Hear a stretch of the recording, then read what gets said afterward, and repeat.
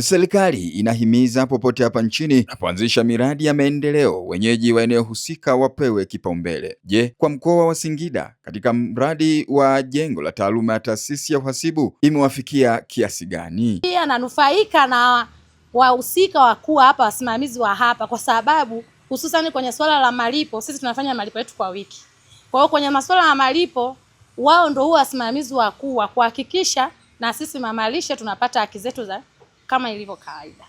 Tunanufaika vizuri na huu mradi, uendeshaji wenyewe uko vizuri. Napata kidogo na mimi nimesaidia wazazi wangu.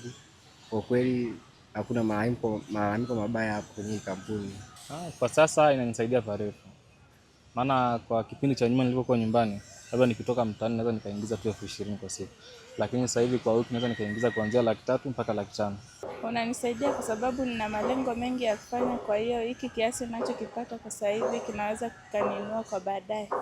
Lakini pia wahusika ambao wanasimamia mradi huo wanasemaje, namna gani mradi unasaidia kuwashika mkono jamii ya mkoa wa Singida na wameajiri watu wangapi?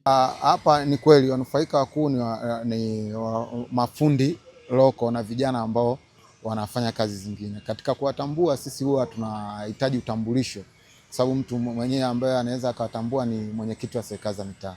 Kwa hiyo wanaenda wanakuja na barua kutoka za serikali za mitaa za utambulisho.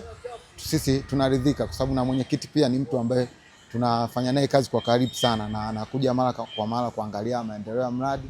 Kwa hiyo tunashirikiana. Mradi huu umeanza 2024 Novemba 1 na kimkataba unategemewa kukamilika tarehe 30 Juni 2026. Gharama za huu mradi ni bilioni 13.557. Jengo hili ni jengo la taaluma. Kwa watu wanaozunguka mradi huu mpaka sasa makadirio ya waliopata ajira ni zaidi ya watu 200 walionufaika na mradi huu na wanaendelea kunufaika kwa sababu mradi unaendelea na utekelezaji.